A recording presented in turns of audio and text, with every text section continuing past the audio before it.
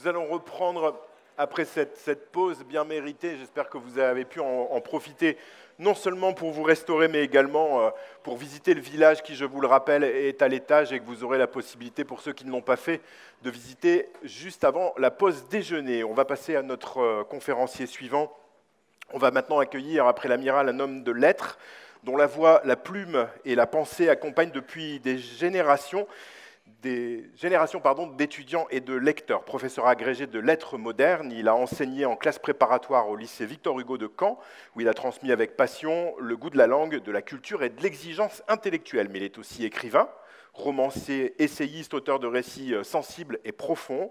Il explore la mémoire, le réel et l'imaginaire avec une plume à la fois lucide et poétique. On lui doit notamment Une balle de Colt derrière l'oreille, Retour à Blancheland ou encore Éloge du temps perdu. Il est de ceux qui savent faire dialoguer littérature et vie, transmission et création. Il va nous parler métamorphose et continuité. Je vous demande d'accueillir chaleureusement Franck Lano.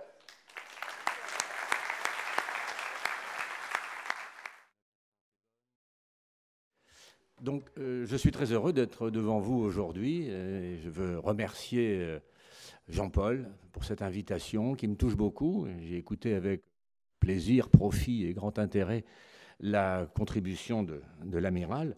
Donc, je vais me mettre dans le sillage de l'amiral, si j'ose dire, pour à mon tour poser la question des barrières, de la volonté.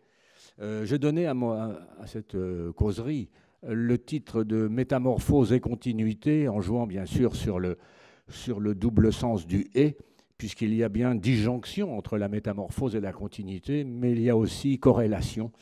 Et je pensais, en écoutant l'amiral, à cette phrase de Gaulle qui faisait l'éloge de la culture générale, et matière que j'ai enseignée de longues années à mes élèves de classe prépa. Et effectivement, De Gaulle disait quand Alexandre remporte une victoire, Aristote n'est jamais bien loin. Voilà. C'est une manière de dire qu'effectivement, on peut trouver un pont, un lien entre la géostratégie et la littérature et la philosophie. Alors, merci Jean-Paul pour cette question que tu m'as soumise. C'est un vrai sujet d'agrégation. La volonté peut-elle triompher des barrières? Alors, oui, effectivement, c'est une question ouverte. Je n'apporterai bien sûr pas de réponse à cette question, mais j'apporterai d'autres questions, je l'espère, des éléments de réflexion qui n'auront pas effectivement un caractère absolument concret du type de la recette, mais la littérature, la philosophie, les sciences humaines offrent plus des perspectives critiques, des interrogations que des réponses toutes faites, confortables pour l'instant et souvent décevantes à l'application. Alors, je vais prendre comme mot thème de cette réflexion la notion d'obstacle. C'est un mot qu'on emploie quelquefois de manière imagée. On peut le prendre aussi au sens propre. Et alors, je vais utiliser la zapette, j'espère que j'ai bien... Voilà. Donc j'ai voulu placer cette causerie sous le signe de l'obstacle. L'obstacle, comme le disait très justement tout à l'heure l'amiral, c'est ce mur qu'il convient de contourner. Il disait aussi de défoncer, on peut éventuellement l'escalader. Et j'ai pris ces trois images pour montrer que notre vie fondamentalement est faite de ces rencontres avec les obstacles, inopinés, quelquefois... Un explorateur est là, il nous le dira. On peut aller aussi défier l'obstacle et faire de l'obstacle le moyen de franchir un pas, de le transformer en épreuve. Si on entend bien l'étymologie du mot épreuve, qui est à la fois la difficulté qui se présente à moi, mais la possibilité que j'ai de faire mes preuves en affrontant et en dépassant cette difficulté. Alors, comme toutes les propositions, je vais proposer un plan. Voilà, puisqu'il y a leçon, il y a forcément plan. Alors, je prendrai trois étapes. Au commencement était l'obstacle, avec une petite variation sur la phrase bien connue, celle qui ouvre le texte de la Bible et beaucoup d'autres textes. Au commencement était l'obstacle, pour montrer qu'effectivement, nous vivons à la fois dans la hantise et le rejet de l'obstacle, et en même temps, je montrerai que l'obstacle nous accompagne, et je me référerai essentiellement aux mythes, notamment aux mythes bibliques. Je placerai ma causerie sous le signe de ce que je connais, c'est-à-dire les textes littéraires et philosophiques. Et le texte biblique, alors je le prendrai évidemment non pas comme un texte de foi, mon propos n'est pas ici d'être apologétique, mais un texte de mémoire et de culture, puisqu'on sait que la Bible et l'Odyssée, les deux grands textes de notre héritage gréco-latin et judéo-chrétien, sont pratiquement contemporains. La première page de la Bible, grosso modo, a été écrite aux alentours du 8e siècle, et on attribue à Homère, le prétendu Homère, donnons-lui ce nom, donc cet aède grec, l'écriture de cette grande épopée fondatrice, car tous les deux sont des textes fondateurs, aussi au 8e siècle. Donc nous sommes les héritiers de ces mythes, et j'essaierai de montrer comment le rapport à ces mythes permet d'éclairer notre vision symbolique de l'obstacle. Deuxième point, alors que je retrouve mon propos. Oui. Deuxième point, donc cette défense et illustration de l'obstacle. Et je ferai, c'était la proposition que j'avais faite à Jean-Paul, je ferai un petit tour d'horizon, non exhaustif, mais des grandes figures qui, dans notre mémoire culturelle, ont à voir avec cette idée du dépassement, du franchissement. Pour enfin proposer ce binôme que j'ai souvent utilisé et que j'aime bien, qui nous place dans cette tension constante entre l'héritage, d'où nous venons, et l'horizon, où nous allons. Et selon la formule bien connue, il n'y a pas d'horizon sans héritage. Le prof que je suis, le parent que je suis, grand-parent maintenant également, c'est que la transmission, plus que jamais, on parlait de l'intelligence artificielle, on parlait du recours aux écrans divers et variés, c'est par le livre, c'est par l'écrit, c'est par l'échange que la transmission est à la fois solide et féconde. Voilà. Alors, au commencement était l'obstacle, donc disais-je, alors, voilà, je vais zapper, je vais essayer de m'en sortir. Voilà. Alors, je vais partir sur ce point tout simplement que nous vivons toujours dans l'idée d'un monde idéal. Quand on prend les deux grandes matrices culturelles que sont le monde gréco-latin et le monde judéo-chrétien, si on regarde bien, si on fait ce détour sur ce qui est notre origine, nous sommes marqués par la permanence de l'utopie. Le mot utopie est un mot très sérieux qu'il faut prendre dans son double sens. Les hellénistes s'en souviennent. Utopie vient de topos, qui veut dire le lieu, c'est pas très compliqué, mais le mot « u » est intéressant parce qu'il est ambigu. Utopie veut dire à la fois Eutopia et Utopia, c'est-à-dire en grec « que nous trouvons dans eugénisme, euthanasie, ça veut dire bien. Eugène, c'est celui qui est bien né. Voilà. Et donc l'utopie, c'est le bon lieu, c'est le lieu parfait, c'est même le lieu idéal. Et u, cette fois-ci, en grec, ça veut dire qu'il n'existe pas. Et il y a quelque chose d'intéressant, ce lieu est parfait parce qu'il n'existe pas, et c'est parce qu'il n'existe pas que ce lieu est parfait. Or, on observe que toutes les grandes cultures et civilisations ont construit plus ou moins ce monde idéal, ce monde parfait. Alors, j'en ai ici évidemment deux exemples. L'exemple de l'Arcadie, dans le tableau de Poussin qui est à gauche, et puis un joli tableau de Signac, qui est celui de l'âge d'or. Et la culture judéo-chrétienne, dont nous sommes les héritiers, elle a construit ce mythe. Alors je donne bien sûr à mythe le sens de récit. J'insiste bien, le mythe chrétien, comme le mythe grec, ne traduit pas une réalité. Il traduit une vérité, ce qui n'est pas la même chose. Le corbeau et le renard, pour prendre un exemple que tout le monde connaît, chacun sait que ça n'est pas une réalité. Jamais un corbeau et un renard n'ont échangé à propos d'un fromage. En revanche, la vérité symbolique qui est donnée, c'est-à-dire celle de la flatterie, celle de la tromperie, alors elle existe. Et nous donnons au mythe ce sens-là de traduire une vérité, pas d'ordre scientifique ou mathématique, mais une vérité d'ordre symbolique qui permet d'éclairer le réel par une image. Platon fait ça très très souvent quand il invente le mythe de la caverne, il nous fait comprendre ce que sont les illusions qui nous traversent. Alors, cette idée de l'utopie est passionnante, puisque quand on reprend, alors je vais maintenant montrer l'image non, je vous passe un peu vite, excusez-moi. Je peux revenir en arrière? Oui. L'image de l'idéal, l'image de ce mythe, pourquoi est-ce qu'elle est à la fois plaisante et rassurante? Bien parce que c'est un lieu où précisément il n'arrive rien. Au paradis, tout sera parfait, tout sera dans une espèce d'éternité de bonheur, comme dans l'âge d'or des Grecs, tout était parfait. Le seul problème, c'est que nous avons quitté, nous les hommes, aussi bien l'âge d'or des Grecs que le paradis. Et c'est intéressant quand on lit la Bible, aussi bien quand on lit le récit de l'âge d'or des Grecs, pourquoi est-ce que les penseurs anciens ont-ils créé un monde idéal, sans obstacle, pour nous présenter dans leurs récits, dans leurs poèmes, dans leurs textes, un monde peuplé d'obstacles? Parce que précisément, notre vie est faite de ces obstacles. Et l'exemple qui est le plus connu, c'est bien sûr celui, et là je peux tourner ma page, c'est celui du mythe biblique, avec les deux principaux obstacles qui ont été rencontrés par le peuple élu. Alors bon, on sait très bien que la Bible est un récit historique, mais c'est aussi un récit mythique.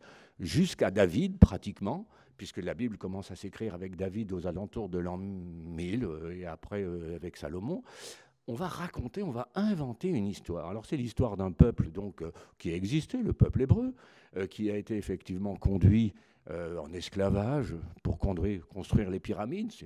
On s'accorde à ce que cette thèse soit valide. Et puis, il a fui la domination de Pharaon et il est allé dans cette terre qu'il voulait la sienne et qu'il appelle promise. Ça, c'est la lettre historique, on peut dire. Et puis ensuite, les récits, donc les poètes de l'époque, ont inventé, c'est-à-dire au sens propre, ont mis au jour, comme on invente un trésor, l'histoire donc d'un Dieu unique qui a sauvé ce peuple, et on voit cette image bien connue, j'ai pris volontairement d'ailleurs une image moderne, un graphisme un peu naïf, de Moïse qui voit la mer s'ouvrir. Alors, aucun chrétien sérieux, et il y en a beaucoup, ne croit à la lettre que ça s'est passé ainsi. Tout le monde sait bien que Moïse, en fait, a traversé, non pas du tout la mer Rouge, mais la mer des roseaux, qu'il l'a traversée à pied sec puisqu'il y avait des gués, et que l'armée de Pharaon n'a pas été engloutie parce qu'il y avait à envoyer des flots, mais tout simplement parce qu'elle était lourdement chargée, et que venant après la fuite des Hébreux, Pharaon s'est enfoncé et est rentré à la maison. Ça, c'est la lettre prosaïque de l'histoire. C'est pas avec ça qu'on fait des légendes et des mythes. Le mythe s'écrit et précisément dans la force et la puissance de l'obstacle, et puis la présence de ce Dieu sauveur. Donc on peut dire que le texte commence sous le signe de l'obstacle, il faut franchir cette mer, et Dieu vient en aide. Et ce qui est intéressant dans le deuxième personnage que je mets en évidence, qui est le personnage de Moïse, cette fois-ci, ce n'est plus Dieu qui permet à l'obstacle d'être vaincu, mais c'est l'homme. Voilà. Et la Bible montre très bien le passage d'un Dieu tout-puissant qui sauve à un homme qui, cette fois-ci, doit conquérir. Car la terre promise n'est pas une terre donnée, c'est une terre à conquérir. Et on connaît effectivement le combat contre Goliath. Quand le rédacteur biblique écrit le texte, ce qu'il fait comprendre à ses contemporains, c'est qu'on ne gagne le pouvoir, qu'on ne gagne une ville, la ville qui sera Jérusalem, on va mettre un temple, on va mettre un livre, le livre qui est la future Bible, on va mettre les tables de la loi, qu'on va mettre dans une arche, qu'on va conserver, on va construire une armée, on va fabriquer un symbole qui est ce double triangle, et tout ça se construit dans l'adversité, dans le combat contre tous ceux qui vont empêcher ce peuple de s'installer. D'ailleurs, on voit qu'il y a quantité de mythes. J'ai pris celui qui est pour nous le mythe fondateur, puisque nous sommes une culture judéo-chrétienne, mais qu'on trouve dans quantité, les ethnologues l'ont montré, dans quantité de récits qui sont des récits eux également fondateurs. Alors, ce qui est intéressant donc dans cette présence on peut dire de ce monde parfait qui n'est pas un monde parfait mais qui est un monde à conquérir, c'est l'idée de progrès. Il faut bien voir que s'il n'y a pas d'obstacle, il n'y a pas de progrès. Quand nous vivrons dans un paradis et dans une éternité de bonheur, demain sera semblable à aujourd'hui. Il n'y aura rien à raconter. On pourra regarder BFM tous les matins. On aura un grand soleil sur l'ensemble du pays. Il n'y aura même pas de dissipation des brumes matinales. Ce sera parfait. Et ce sera d'un mortel ennui. Le livre de Dante, très célèbre, la Divine Comédie, se termine par l'évocation du paradis. C'est mauvais. Objectivement, c'est mauvais. Autant l'enfer est un livre extraordinaire, peuplé de calamités, de malheurs, de misère, autant le paradis, c'est simplement la déclaration de bien-être répétée à satiété. Et donc, qu'est-ce que c'est que l'aventure humaine ? C'est le progrès. Et on évoquait tout à l'heure le sous-marin, cet objet qui est, vous nous disiez, amiral, l'un des plus plus beaux joyaux de ce que la capacité technique humaine a pu réaliser avec plus d'1 million de pièces, nous avez-vous dit. Eh bien ça ne s'est pas fait en un jour, ça s'est fait contre tous les obstacles, c'est-à-dire contre tous les franchissements, les dépassements que l'animal humain, que nous sommes, a voulu effectuer. Alors, se pose donc la question, à partir de la question de l'obstacle, qui est la question fondamentale. Si l'obstacle est là pour m'empêcher d'avancer, et qu'en même temps, il me fait avancer, à quoi est-ce que cela tient? Pourquoi est-ce que, finalement, pourquoi est-ce que, si on se situe dans la perspective biblique, pourquoi est-ce que Dieu a créé l'obstacle? Alors, je prends effectivement ici une image qui est bien connue, le tableau de Michel-Ange, idyllique, on voit la création divine, on voit le moment où le doigt va être posé.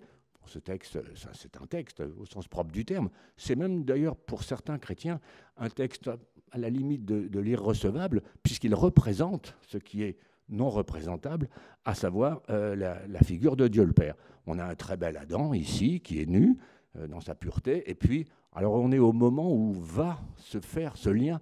Hein, mais ce lien, encore une fois, et on va l'évoquer tout de suite, ce lien va être un lien problématique, puisque toutes les religions, toutes les cultures ont construit une figure qui est une figure du mal. Et j'ai pris des petites images cocasses, l'une de Doré et l'autre que j'ai pris dans un livre de BD, qui est la figure du diable. Alors pourquoi j'ai pris le diable? Parce que dans toutes les cultures, le mal est celui qui va se mettre entre moi et le bien, ou entre moi et Dieu. Le diable va être l'obstacle par excellence. Et j'ai pris le diable, j'ai pris le mot grec, puisque vos souvenirs de grec que je vais convoquer à l'instant vont vous le rappeler. Diable, ça veut dire diabolos. En grec, dia, ça veut dire à travers. Diagonale, diamètre, c'est ce qui coupe, un cercle ou un angle. Et bolos, le mot est facile à comprendre, on le retrouve dans discobol, ça veut dire jeter. Le diable, c'est celui qui se jette entre moi et Dieu, entre moi et mon bonheur. C'est cette petite voix qui vient et qui me met sur les chemins de la déraison, de l'absurdité et du malheur que je subis ou du malheur que j'impose aux autres. Et il n'y a pas de culture sans cette espèce d'instance qui s'appelle l'instance du mal. Et pourquoi est-ce qu'on associe le mal à l'obstacle? Parce que précisément, il est toujours là pour me barrer la route, comme si c'était cette figure destructrice, alors que je montrerai effectivement qu'elle est aussi fondatrice dans une espèce d'oxymore. Alors, je vais reprendre ici quelque chose qui est connu, qui est le célèbre labyrinthe de Leibniz, on l'appelle labyrinthe de Leibniz. Il est très simple, on pose 3 éléments. Dieu est bon, Dieu est tout-puissant, le mal existe. En gros, tout pourrait aller pour le mieux dans le meilleur des mondes, mais viennent des obstacles. Alors, si Dieu est bon et que le mal existe, alors Dieu n'est pas tout-puissant, ce qui est logique. Si Dieu est tout-puissant et que le mal existe, alors Dieu n'est pas bon. Donc que faire puisque le mal existe et que Dieu est pourtant bon et tout-puissant? La liberté va être la seule réponse. Et c'est pour ça que l'ensemble des textes, alors le texte du mythe judéo-chrétien est intéressant, parce qu'il fait de la liberté humaine l'élément fondamental qui nous permet de sortir de cette espèce de labyrinthe, de cercle vicieux. Si je suis libre, c'est que je suis à la fois capable de concevoir le mal, de même éventuellement faire le mal, de le vouloir, mais aussi d'y résister. Et l'obstacle, précisément, va se livrer à moi, non pas comme quelque chose qui m'empêche, mais comme quelque chose qui va m'éprouver. On peut le lire d'ailleurs dans une perspective spiritualiste chrétienne, on peut le lire dans une perspective totalement athée ou areligieuse. Ce qui est intéressant avec les mythes, c'est leur plasticité. Ils ne sont pas arrimés, inféodés à un schéma religieux qui soit un schéma prégnant et forcément décisif. Alors, cette idée, je vais terminer ce point parce qu'elle est extrêmement riche, cette idée de la liberté, on peut choisir, elle est associée également dans le texte biblique à un mythe qui est souvent cité, le mythe de la tour de Babel, mais qui, quand on l'écoute bien, est beaucoup plus subtil que ce qu'on en fait. La tour de Babel, on connaît tous l'histoire, les hommes ont voulu rivaliser avec Dieu, c'est là. La grande thématique qui est celle de l'hubris, c'est les Grecs, c'est la même. Il ne faut pas oublier que les rédacteurs chrétiens sont nourris de culture grecque et que le rédacteur biblique vit dans ce bassin méditerranéen où l'ensemble des grands récits mythiques déluge, de calamités fonctionnent en parallèle. Et donc les hommes ont voulu, comme on va à l'assaut de l'Olympe, ont voulu aller à l'assaut de Dieu. Ils construisent une tour.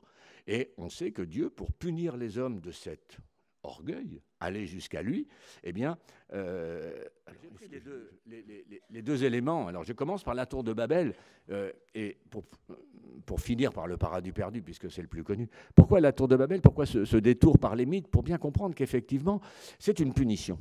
La tour de Babel, les hommes vont être punis, et on connaît l'histoire. Donc, le Dieu, pour punir les hommes, brouille les langues. C'est-à-dire qu'on ne peut plus construire une tour si le maçon portugais demande au carreleur breton de lui passer un parpaing. S'ils ne parlent pas la même langue, ils ne peuvent pas coopérer. Donc on le voit comme une punition. Mais le mot que j'ai employé en haut de ce petit paragraphe, c'est la felix culpa. Là encore un mot latin qui veut dire la faute, mais la faute heureuse. Heureuse au sens, Félix, de bénéfique. Car en punissant, Dieu ne se contente pas de donner un châtiment aux hommes, il leur donne une épreuve. Il leur dit maintenant que vous ne vous comprenez plus. Eh bien, qu'est-ce que c'est que l'obstacle? C'est ce qui vous obligera à aller vers l'autre. L'autre parle une autre langue. Il n'est pas du même pays, il n'est pas de la même couleur de peau, il n'est pas de la même famille culturelle. Allez vers lui. Et le message crypté, parce que les mythes ne donnent pas des réponses univoques, mais invitent à la réflexion, le message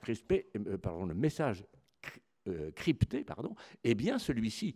Dialoguez, échangez, faites l'effort de vaincre le premier obstacle qui est l'incompréhension avec l'autre. Et cette tour de Babel, évidemment, elle vient en écho au paradis. On voit ici le très joli tableau où le pauvre Adam et la malheureuse Ève sont chassés tout nus du paradis par l'ange. En fait, on les punit, on les prive de ce lieu parfait qui est le lieu sans obstacle. Oui, mais de quoi on les prive? On les prive du bonheur éternel. Mais qu'est-ce qu'on leur offre? On leur offre l'histoire. On leur offre l'histoire. Alors, qu'est-ce que c'est qu'une histoire? Comme on dit de quelqu'un, oh, il fait des histoires. Ben oui, il fait des histoires parce qu'il raconte des choses. Il va se passer quelque chose. Et le péché originel, je trouve que le rédacteur biblique est un rédacteur extrêmement subtil. En inventant cette punition, il invente l'humanité. L'humanité est liée à cet obstacle premier, à cette faute première, qui fait que, appelons-la le mal, appelons-la dans quelque vocabulaire qu'on veut, ce qui va m'empêcher a priori, et aussi ce qui va me permettre de grandir, de me développer, d'avancer dans le temps. Voilà. Cette chute dans le temps et cette chute dans l'histoire est donc ce qui est la première barrière. Alors, faut-il la franchir? Oui, parce qu'elle se présentera tout le temps, et elle est même, on pourrait le dire en paraphrasant à nouveau un texte fondateur, elle est le sel de notre existence. Alors, je ne vais pas poser mes feuilles de dessus, parce que je crois que c'est ça qui fait obstacle. Alors, ce que j'ai appelé dans un deuxième temps la défense et illustration de l'obstacle, eh bien, c'est de montrer ce goût pour l'obstacle. Et j'ai appelé ça les figures du franchissement, parce que, alors en prenant des exemples, là encore une fois extrêmement prosaïques, voilà, un sauteur à la perche, un homme avec une aile volante, et puis, vous l'avez observé, des jeunes femmes qui jouent au rugby. Voilà. J'ai cherché une montée de 3/4, et j'ai trouvé cette image de jeune femme, ce qui est intéressant, parce que on est vraiment dans la métamorphose et la continuité. La métamorphose, c'est que, comme dirait ma grand-mère, quoi? Les filles jouent au rugby? Métamorphose. Mais continuité. Elles jouent au même sport, de la même manière, avec les mêmes règles, les mêmes interdits. Et si j'ouvre sur cette image de la montée de 3/4, c'est que c'est un sport passionnant, le rugby, pour tous ceux qui y ont joué ou qui l'ont vu jouer sur un écran ou sur un stade. Au lieu d'aller de l'avant, qui est le principe même de la progression sur un terrain, on va de l'avant en faisant passer la balle derrière. C'est quand même totalement paradoxal. On devrait aller tout droit. On s'est rendu compte, et là, on n'est plus dans le rédacteur biblique, mais on est dans le concepteur de ce jeu.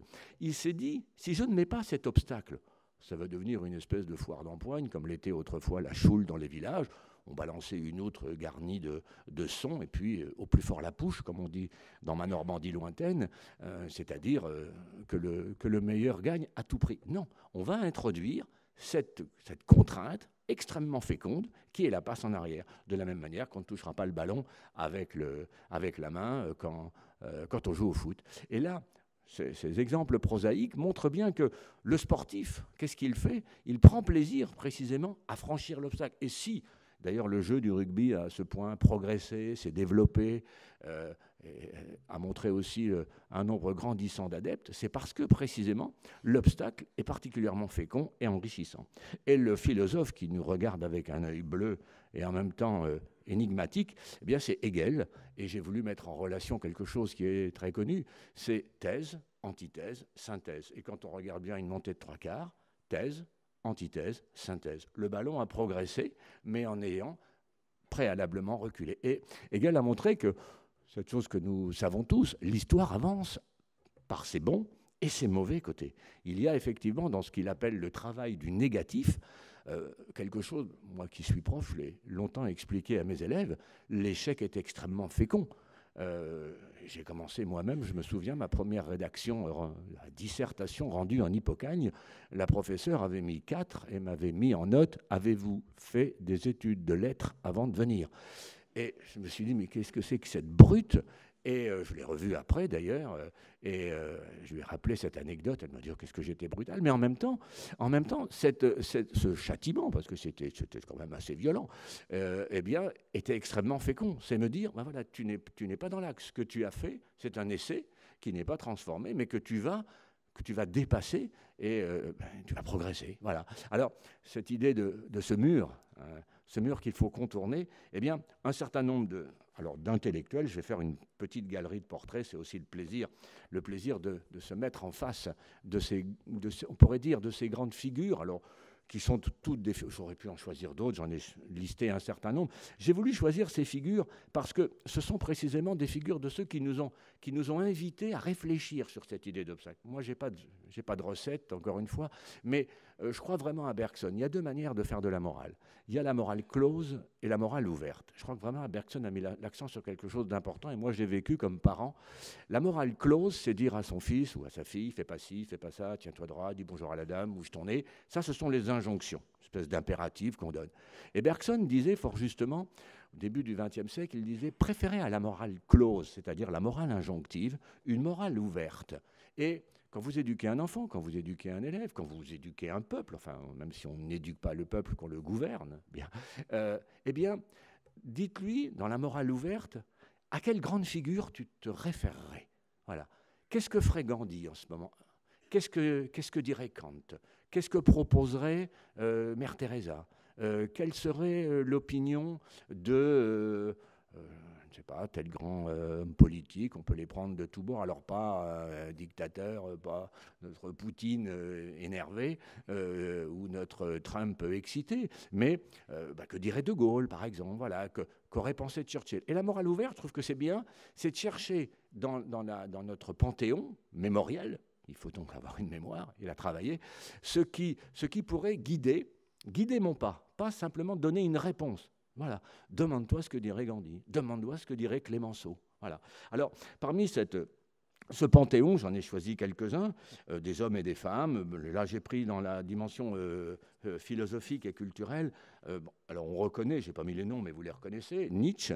Et pourquoi Nietzsche ? Parce que, bien sûr, le pauvre Nietzsche, il est hélas souvent vilipendé pour toute une série de critiques qui lui ont été faites, notamment pour l'utilisation de son œuvre par le nazisme. Moi, ce qui m'intéresse dans Nietzsche, c'est cette idée que ce qui ne te tue pas te rend plus fort.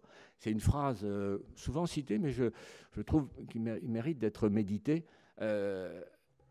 Ce qui ne me tue pas, c'est ce pourquoi j'ai risqué. J'ai pris un risque. Et le verbe tuer, bien sûr, est à prendre à tous les sens du terme, aussi bien concret que métaphorique. Ce qui ne t'a pas abattu définitivement, eh bien, ce mur qui m'a complètement anesthésié et qui fait que je pleure, bien non. Si je fais l'effort, ça va me rendre plus fort. Voilà. Et on voit bien d'ailleurs que le mot effort et le mot force ont partie liée. Et de Nietzsche, moi je retiens essentiellement cette idée, avec une autre idée d'un mot latin qu'il a mis en exergue, qui est amor fati, qui est l'amour du... fatum, c'est le destin. Aime ton destin, mais attention, en considérant bien que le destin, c'est le destin qu'on se forge. On fait bien la différence entre le futur et l'avenir. Le futur, c'est que Noël tombera le 25 décembre. Ça, c'est le futur. C'est inéluctable. En revanche, l'avenir, c'est ce que je ferai, moi, le jour de Noël. Ça, je ne le sais pas. L'avenir est à construire. Le futur est un donné. Et dans cet amor fati, aime ton destin, sois amoureux de ton destin, ça veut dire construis-le ce destin. Il est un destin à bâtir et non pas à subir. Alors, à côté de Nietzsche, je crois qu'il ne se serait pas beaucoup entendu, j'ai mis Simone Weil, qui est une... Alors, il y a deux Simone Weil, alors, donc pas la ministre, mais la philosophe, qui est une femme assez impressionnante. Et ce que j'ai aimé chez cette femme, c'est qu'elle était prof de philo, alors une prof de philo sérieuse, normalienne, enfin, la petite élève bien comme il faut, et qui un jour a médité sur la question du travail, et s'est dit, bien, finalement, du travail, qu'est-ce que j'en sais ? Ben, j'en sais ce que les livres m'en ont appris. Elle a lu Marx, elle a lu les philosophes de son temps. Et puis elle s'est dit, ben, je vais aller en usine. Et alors en plus, quand on la voit, elle est un tout petit volume, elle devait peser 40 kilos tout habillée. Enfin, c'était en plus quelqu'un qui était un peu souffreteux, c'était vraiment pas l'athlète. Et elle s'est présentée aux usines Renault, et elle a dit, je viens travailler. On ne l'a pas pris au sérieux. Elle dit, je veux. Et elle est allée à la chaîne. Alors évidemment, elle a beaucoup joué sur tous les sens de la chaîne qui m'enchaîne, la chaîne qui m'aliène, mais aussi la chaîne qui me relie. Et elle est d'ailleurs une des premières à faire l'éloge du film de Charlie Chaplin, qui n'est pas une condamnation du travail, mais qui est au contraire une réflexion sur un travail qui peut être à la fois un travail difficile, pénible, mais qui n'est pas forcément un travail aliénant. Et je la garde en mémoire, cette jeune femme, même si elle n'a pas le destin philosophique que beaucoup ont eu, parce que précisément, elle a mis en écho à son savoir, elle a mis aussi en écho une pratique. Elle a écrit d'ailleurs un très beau livre qui s'appelle La condition ouvrière, qui est une très belle méditation précisément sur qu'est-ce que travailler, hein.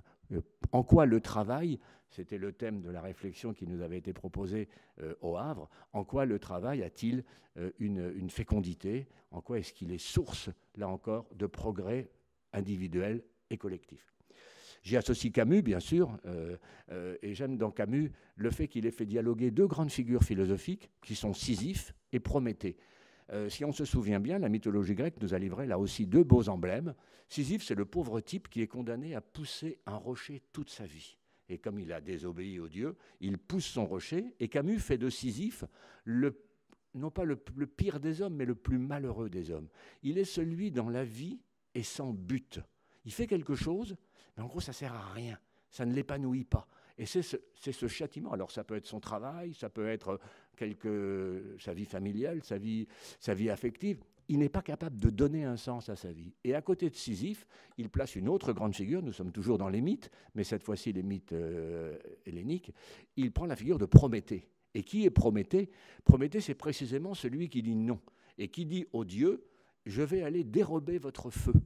Alors évidemment, quand on raconte cette histoire, dérober le feu aux dieux, pourquoi ? Mais parce que le rédacteur grec, comme tout à l'heure le rédacteur biblique, il a très bien compris que ce qui fait le propre de l'homme, c'est le feu. Et l'homme est le seul animal à avoir domestiqué le feu. Et quand vous prenez toutes les formes que le feu a pu prendre au long de l'aventure humaine, il a fait cuire les aliments, il a permis la forge, il a éloigné les bêtes féroces, il a permis la conservation de la viande, il a permis de s'éclairer, il a permis de se chauffer. Le feu a été une découverte qui s'est faite d'ailleurs dans le temps, un progrès gagné sur la nature. Le feu fait que, comme le dit effectivement Descartes, oui, nous sommes maîtres et possesseurs de la nature. Descartes ajoutait, en bon chrétien qu'il était, nous sommes comme maîtres et possesseurs de la nature. Car si on enlève le comme, nous tombons là encore dans la démesure et dans l'hubris, et nous nous prenons pour Dieu. Non, nous sommes comme maîtres et possesseurs de la nature, et le feu a été, on pourrait dire, l'arme de cette métamorphose. Alors en dessous, Gandhi, figure intéressante, on a parlé de la guerre, et on a avec Gandhi quelqu'un qui oppose à la guerre précisément la non-violence. Alors là encore, il y a un mythe Gandhi. Gandhi a très bien travaillé, on pourrait dire, à la fois son personnage et son image. Churchill l'appelait le fakir nu, mais une chose est sûre, voilà quelqu'un qui s'est donné comme objectif une lutte par des moyens qui étaient absolument inédits, la non-violence, et qui, dans notre imaginaire, représente une de ces figures du dépassement. J'ai mis Jeanne d'Arc et j'ai mis la statue qui est à Caen, car sur la place de la Résistance à Caen, nous avons, alors elle est pas très gracieuse, elle est toute dorée, donc on a une espèce de Jeanne d'Arc en or qui est là, mais qui incarne bien, elle aussi, cette forme de résistance. Alors inspirée, là encore, on est à mi-chemin entre le personnage réel et la figure mythique, mais je crois qu'on l'a bien compris, nous sommes faits, comme Shakespeare disait, nous sommes faits de la matière de nos rêves. On peut dire que nous sommes faits aussi de la matière de nos mythes. Et le dernier, c'est Clémenceau, puisque je l'ai évoqué, et Clémenceau, donc, qui, dans les années les plus sombres, a eu cette formule. Hein, on lui demandait quelle est votre politique économique? Je fais la guerre. Quelle est votre politique je pense qu'on me demandait des armées. Je fais la guerre. Quelle est votre politique sociale? Je fais la guerre. Et il ajoutait, le dernier quart d'heure sera pour nous, face à quelque chose qui était une adversité absolue, il incarnait cette forme de résistance. On pourrait prendre précisément De Gaulle et Churchill. Bon, j'ai pris Clémenceau, j'aime bien ce bonhomme, qui n'était pas un bonhomme du tout d'ailleurs. Alors j'ai ici une autre grande figure, ce tableau de Lacroix. Alors je le prends parce qu'il est très connu, tout le monde le connaît, et on peut se demander pourquoi ce tableau a eu autant de succès. Pourquoi est-ce qu'il incarne à ce point, et pas seulement d'ailleurs on pourrait dire dans la culture de gauche, c'est un tableau qui va bien au-delà des clivages gauche-droite. Hein. Comme disait Raymond Aron, j'en ai marre d'être de gauche ou de droite, c'est comme si j'étais hémiplégique. Delacroix n'est pas hémiplégique. Il est pour la... Marianne, c'est la liberté, c'est la République, c'est la France, c'est la patrie, et elle est de gauche ou de droite. À la limite, dans ces moments-là, comme disait Aragon, hein, quand le blé est sur la grêle, fou qui fait le délicat. Voilà, bien quand il s'agit au peuple de se soulever, Delacroix propose cette figure emblématique. Alors, ce qui est intéressant dans cette Marianne, pourquoi je l'ai prise? Parce que elle a tous les atouts et toutes les caractéristiques de ce qu'est cette audace. Hein, cette audace de franchir les barrières. Si vous regardez bien la composition du tableau, elle est très significative. On voit souvent Marianne, mais on oublie ce qu'il y a tout en bas. Tout en bas, ce sont des cadavres. Et le message ici, il est clair. La liberté va se conquérir sur le dos des morts. Hein. On va marcher sur les morts. Ben oui, ce sont tous ces gens qui vont se sacrifier, qui vont donner leur vie. La liberté est à ce prix. Ensuite, si vous regardez la ligne centrale du tableau, vous avez un ouvrier, vous avez un étudiant, dont on dit que c'est Delacroix lui-même, et un gamin. C'est-à-dire, en gros, les âges de la vie, les éléments de la société. C'est par cette union féconde des différences sociales et de génération que se fait la révolution. On a souvent associé le petit gamin à droite à Gavroche, ce qui n'est pas du tout le cas, puisqu'à l'époque où le tableau est écrit, Gavroche n'est pas né. Victor Hugo commence Les Misérables bien plus tard, et Gavroche n'a surtout pas d'armes, surtout pas. Dans le texte de Hugo, Gavroche ne peut pas être un martyr s'il est armé. Et après, nous avons cette Marianne, qui a effectivement un certain nombre d'attributs quand on les regarde bien. Le tableau invite à cette réflexion, le tableau invite à construire une lecture du réel. Elle a les pieds nus, donc elle va nu-pied, comme les va-nu-pieds, qui étaient le peuple soulevé du Moyen-Âge. Sa robe est une vague étoffe avec une mauvaise ceinture en cuir ou en laine, peu importe. Elle est mal habillée, elle est pauvre. Elle n'est pas dans l'ostentation de la richesse. Alors elle a les seins nus, ce qui a beaucoup choqué à l'époque, mais ce qui est sur le plan symbolique très clair. On voit bien sûr la référence à la statuaire grecque, on pense à la Vénus de Milo, mais on voit aussi la double fonction de la féminité, à la fois la dimension érotique, le sein, mais aussi la dimension maternelle. Et on a toute la thématique derrière de la mère patrie, qui correspond aussi chez les anciens, chez les Romains, à l'alma mater, qui est la mère nature. Elle est cette mère inspiratrice qui va nous guider, elle guide le peuple, et le pompon, si je puis dire, est donné par les deux éléments qu'elle tient à la main, le fusil et le drapeau. Vous observerez que le fusil est dans la main gauche, le drapeau est dans la main droite. Le fusil est au-dessous du drapeau. La leçon est claire. Le fusil est un moyen, le drapeau est un but. La violence n'est qu'une nécessité pour aboutir à un idéal. Et d'ailleurs, il y a cette espèce de prolongement un peu en forme de triangle qui emmène vers un idéal. Quant à son visage, elle est de profil, on a reconnu le profil grec, pays natal de la démocratie, et le bonnet phrygien, qui est encore dans la culture grecque, est le symbole des affranchis. Donc on a vraiment ici tout un travail très net sur la question du franchissement. Et moi, ce qui m'intéresse, c'est pas tellement que ce tableau existe, c'est passionnant qu'il existe, mais pourquoi est-ce qu'il fait mémoire?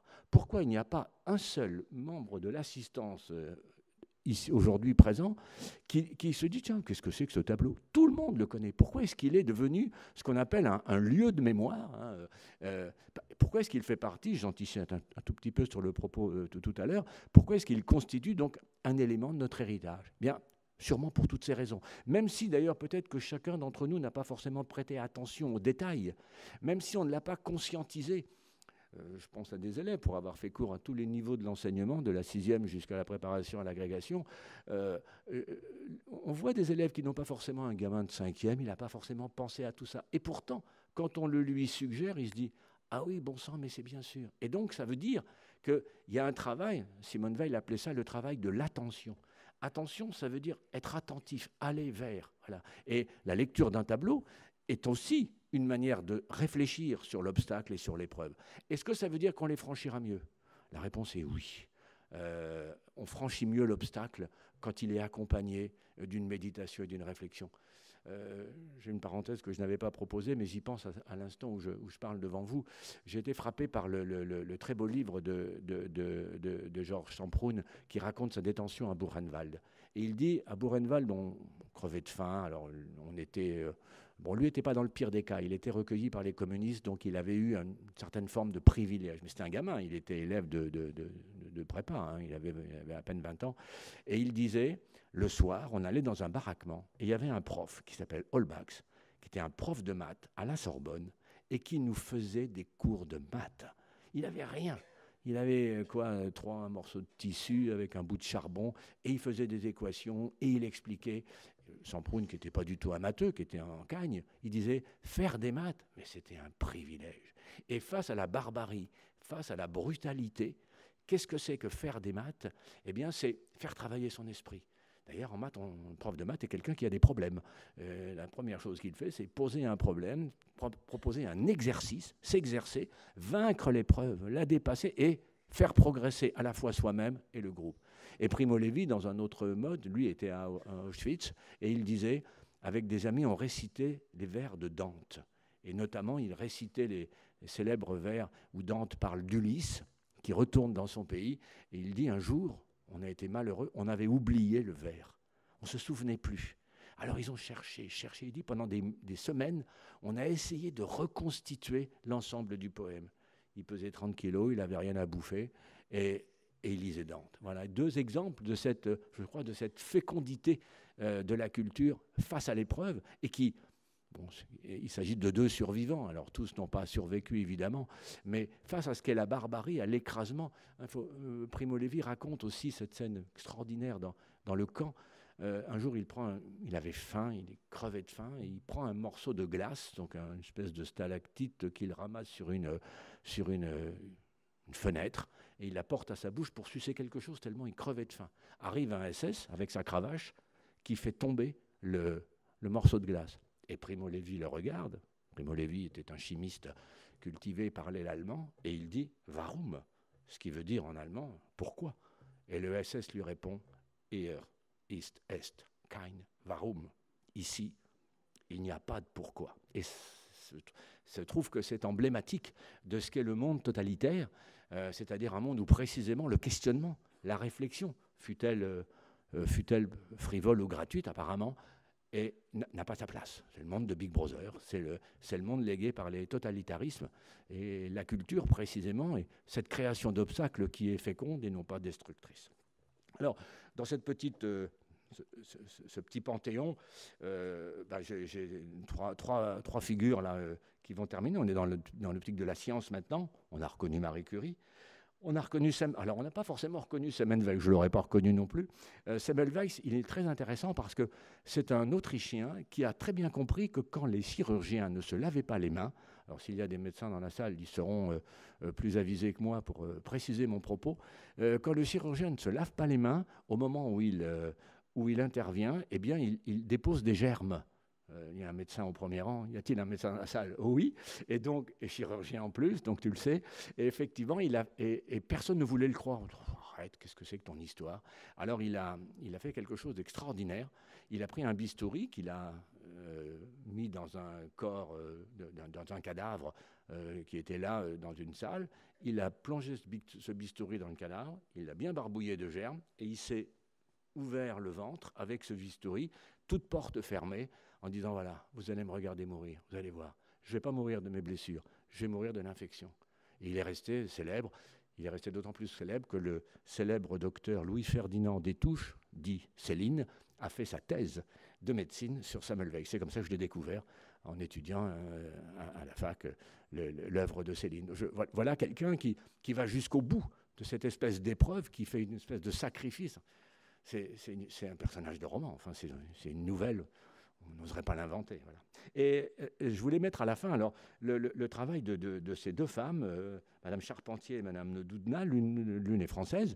Elles ont obtenu quelque chose d'important, le prix Nobel en 2020, et elles ont fait les ciseaux génétiques. Alors évidemment, j'ai pris une petite image un peu naïve sur Internet, ce qui veut donc dire qu'aujourd'hui, les ciseaux génétiques permettent d'agir sur notre code génétique et de pouvoir enlever la tare, comme on disait autrefois, c'est-à-dire le trait, qui est par exemple celui d'une maladie qu'on ne peut pas guérir ou d'une maladie transmissible. Alors, pourquoi c'est intéressant? Parce que ça montre qu'effectivement, tout ce travail d'invention, de découverte, sont la marque du progrès.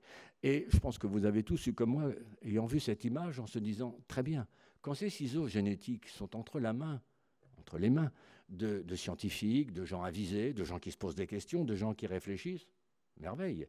Mais n'y a-t-il pas quelque chose qui serait la face noire du progrès? C'est-à-dire un progrès qui ne serait plus au service d'un accomplissement et d'un dépassement, mais d'un progrès qui pourrait prendre la tournure délétère de ce qui est précisément l'envers même de la progression. On peut faire un progrès sans progression. Alors, j'ai pris des exemples, là encore, je suis allé chercher dans ce que je connais, c'est-à-dire les mythes. Alors là, j'ai pris des mythes contemporains. Alors, on les appelle mythes parce que ce sont il n'y a aucun parmi vous qui ne puisse se dire, tiens, mais qui est ce docteur Jekyll? Tout le monde le connaît, de chansons en films, en référence. Il est devenu emblématique de ce qu'on appelle, alors on l'appelle le savant fou. Je préfère là encore le mot hubris, que les Grecs nous ont légué. L'hubris, c'est la démesure, c'est-à-dire le moment où on le voit, on va rentrer dans un excès. Alors quand c'est Prométhée, c'est très bien, c'est la démesure de celui qui va voler le feu et qui l'apporte aux hommes. Mais quand c'est le docteur Jekyll, eh bien, qu'est-ce qu'il fait? Il engendre, d'ailleurs on le voit sur son épaule, cette espèce de monstre qui est notre double maléfique. On revient à la grande métaphore du diable. Et il s'appelle Mr. Hyde. Eh oui, to hide en anglais, c'est caché. C'est cet être caché qui est en chacun de nous. Et c'est ça l'aventure humaine. L'obstacle, il est là. Si nous n'avions pas en nous ce Mr. Hyde, eh bien nous n'aurions pas besoin de le combattre. Le roman, d'ailleurs, se termine par la destruction de Mr. Hyde, mais c'est un roman inquiétant. Je dirais, Platon dirait c'est un roman aporétique, c'est-à-dire qui finit un peu en cul-de-sac.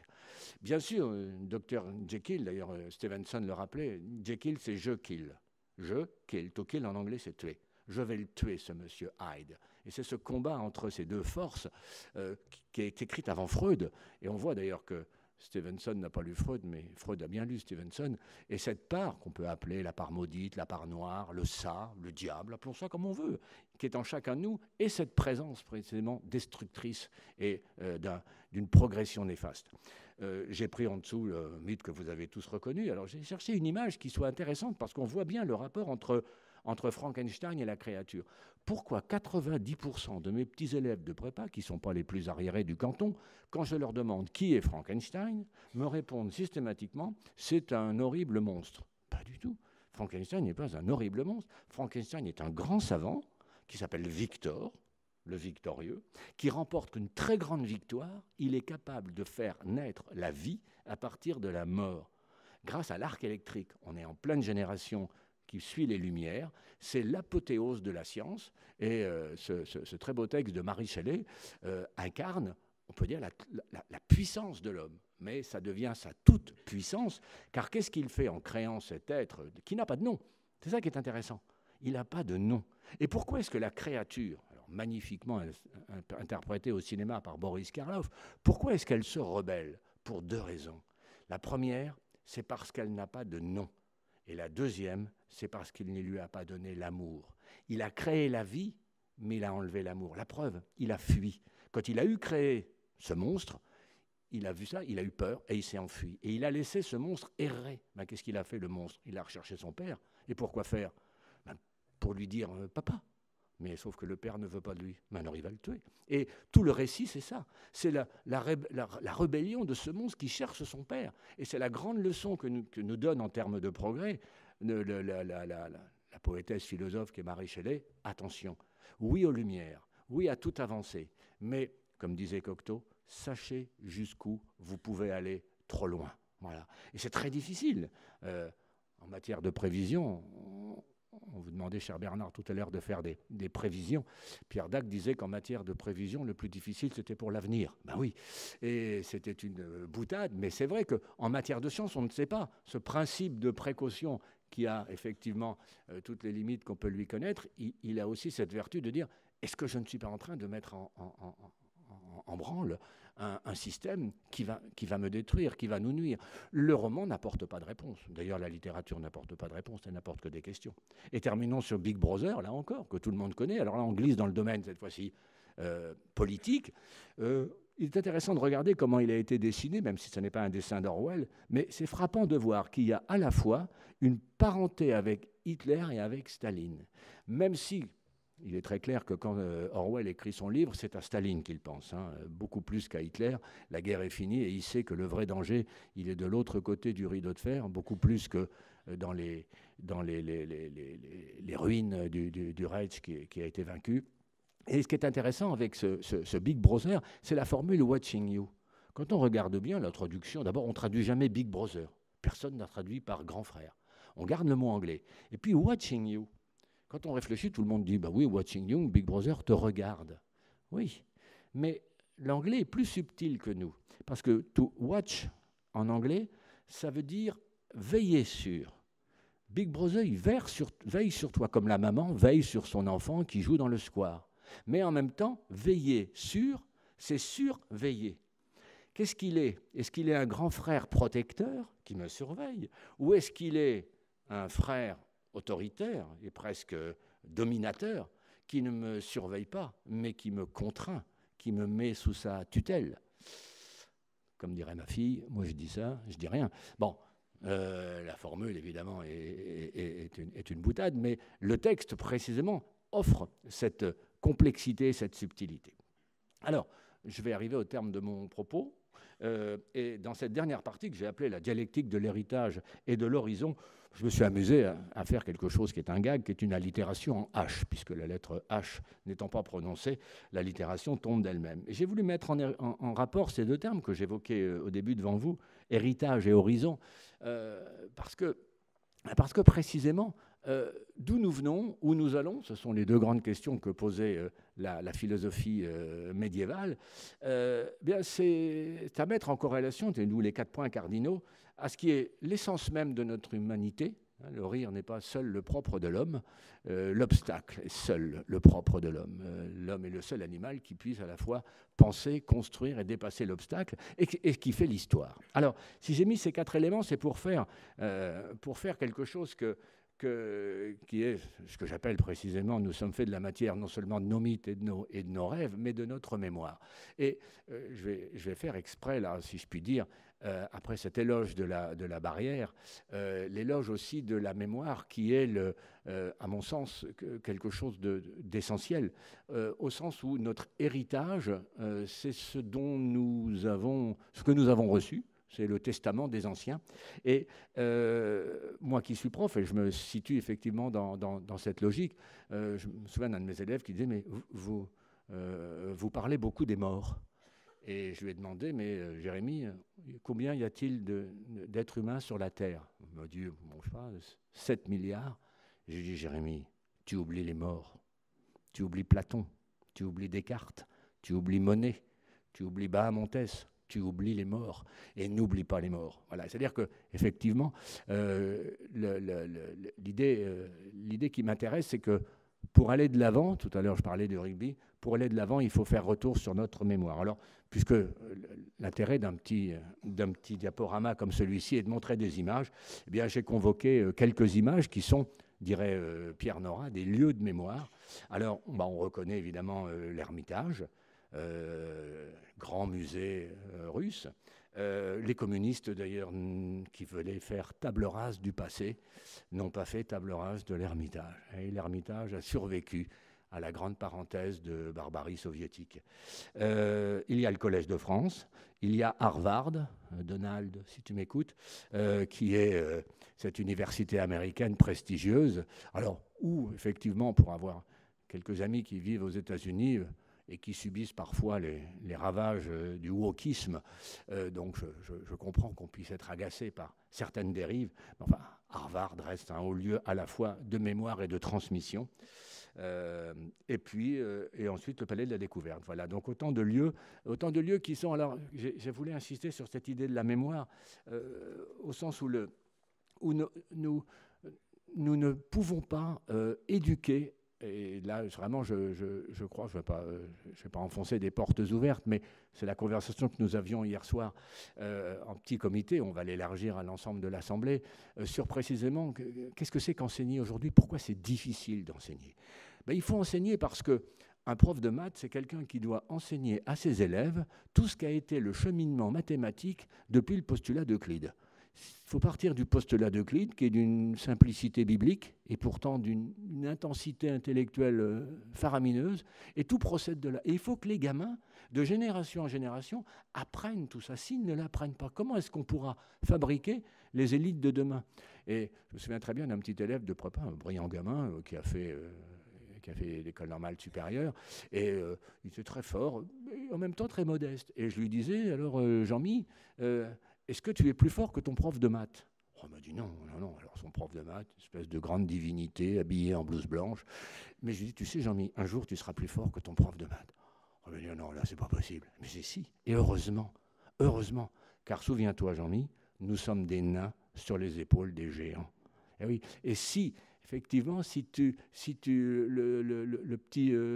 le petit élève que tu es, si un jour tu n'es pas meilleur que ton prof de maths, eh bien, le progrès va s'arrêter.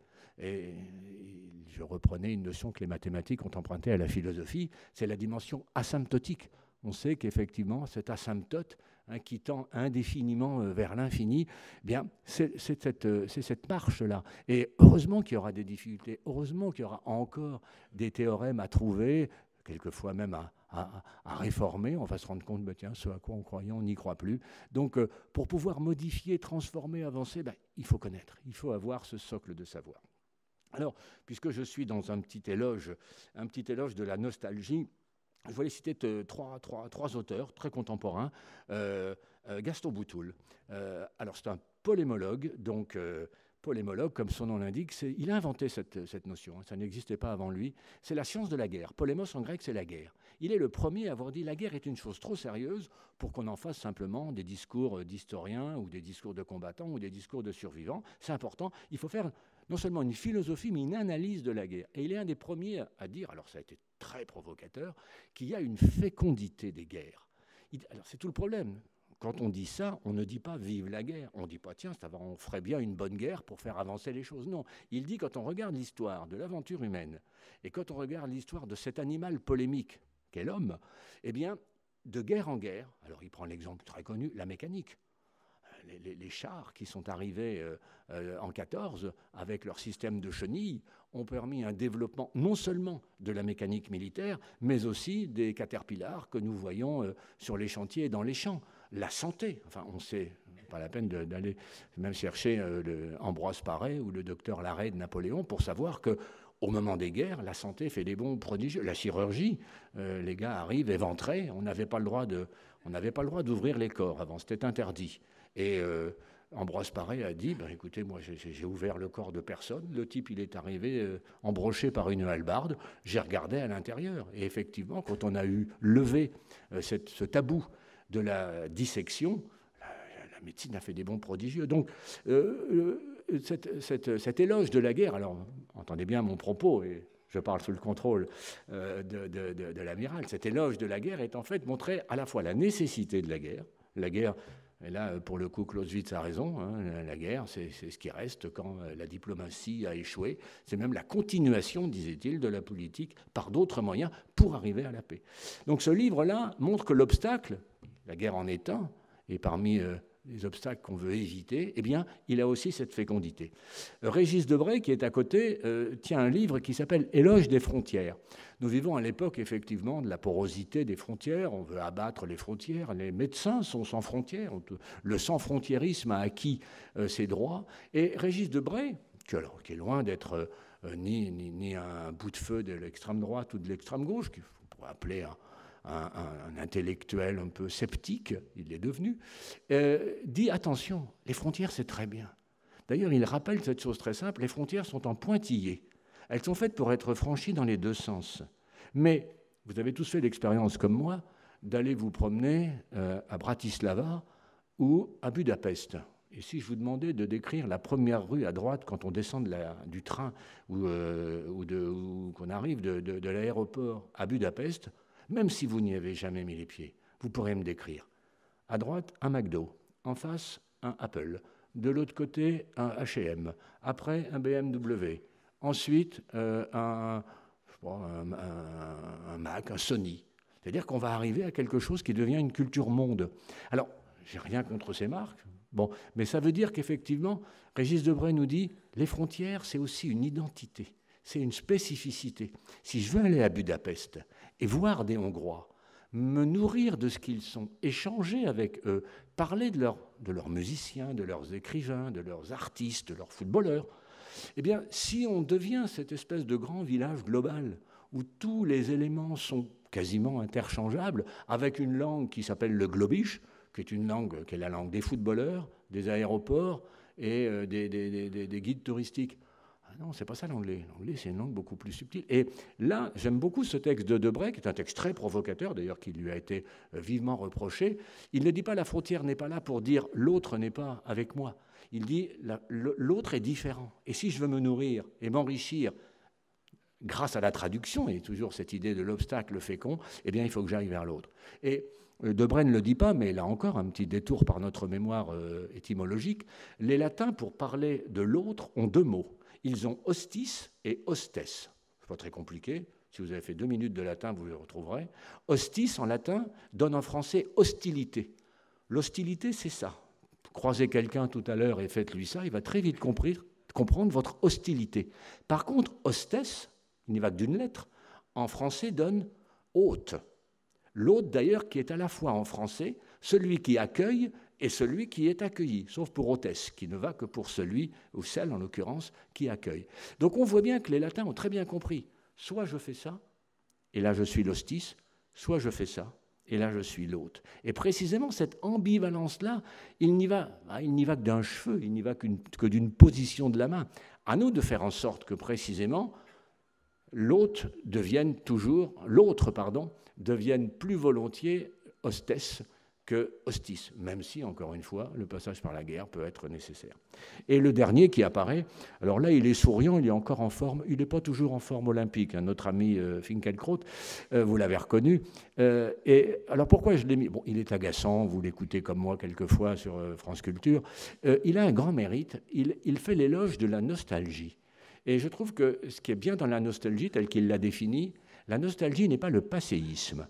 Le passéisme est un refuge dans une espèce souvent de passé idéalisé. Et ce refuge ne nous emmène pas forcément à grand-chose, sinon à une espèce de défaitisme. Alors que la nostalgie, c'est très différent. La nostalgie, c'est le regret fécond de ce qui n'existe plus.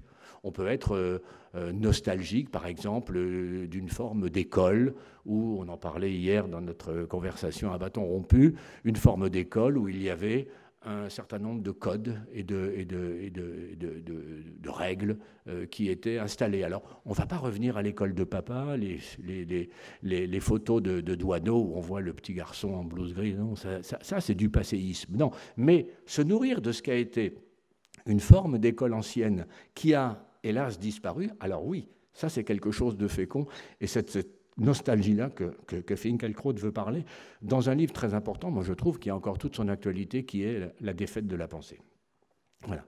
Alors, il faut conclure sur quelque chose qui est effectivement ce tragique de l'histoire, et là j'ai mis la photo de Raymond Aron, parce que je trouve que c'est lui qui l'a le mieux montré, et pour cette phrase que tu m'avais donnée au téléphone, Jean-Paul, qui est la phrase du Guépard, hein, il faut que tout change pour que rien ne change. Nous sommes effectivement là, alors pleinement, dans ce mélange de la métamorphose et de la continuité, dans ce qui persiste, ce qui demeure et ce qui change.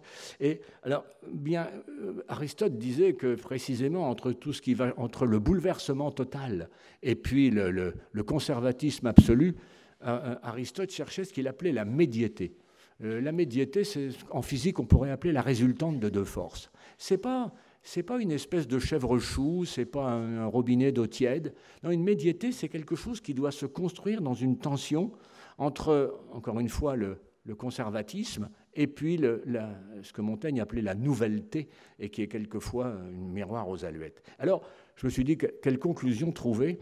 Et je propose cette formule qui est une variation, évidemment, sur les 4 lettres E, O, R, S. Et quand vous prenez ces 4 lettres en français, eh bien, elles peuvent donner Eros, elles peuvent donner Oser, et elles peuvent donner rose. Alors, pourquoi est-ce qu'il m'est amusé de les choisir? Eh bien, parce que, et là je voudrais faire référence encore à notre héritage grec, qu'est-ce que c'est que l'éros pour les Grecs? Quand je dis l'éros de l'oser, je reprendrai la thématique de l'audace, on en reparlera évidemment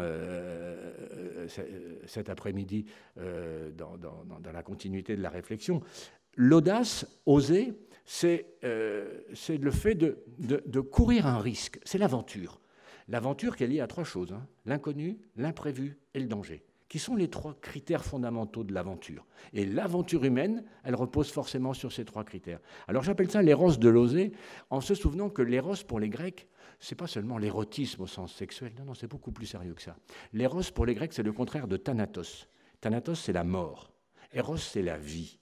Et quand les Grecs disaient il faut érotiser son existence, ça veut dire il faut lui donner une force de vie. Et un autre mot grec va effectivement servir de point d'appui à mon propos, qui est précisément le mot enthousiasme. On a évoqué la volonté tout à l'heure, amiral, dans votre propos, vous avez repris cette notion. J'y ajouterai à la dimension de la volonté quelque chose qui est l'enthousiasme. Mot difficile à définir, et moi que j'essaie de communiquer à mes élèves, je n'en ai plus, mais mentalement, j'ai toujours des élèves, et en leur disant, voilà, vous allez être ingénieur, vous allez devenir des acteurs, ayez cet enthousiasme. Et en grec, là encore, on terminera sur ce petit point d'étymologie. Enthousiasme en grec, ça veut dire in théo, c'est-à-dire avoir Dieu en soi. C'est ça. Un homme enthousiaste, une femme enthousiaste, c'est quelqu'un qui est habité. Alors appelez ça théo, pour les Grecs, théo, c'est déos, ça veut dire Dieu. Mais comme disait Goethe, appelez ça Dieu, appelez ça l'absolu, appelez ça l'idéal, appelez ça comme vous voulez. Mais ayez quelque chose au-dessus de vous qui soit un moteur, qui soit une espèce d'agent qui vous permet, alors pas forcément de déplacer les montagnes, mais au moins, pour reprendre la métaphore qui nous a accompagnés, de franchir le mur qui se met entre vous et l'avenir. Je vous remercie.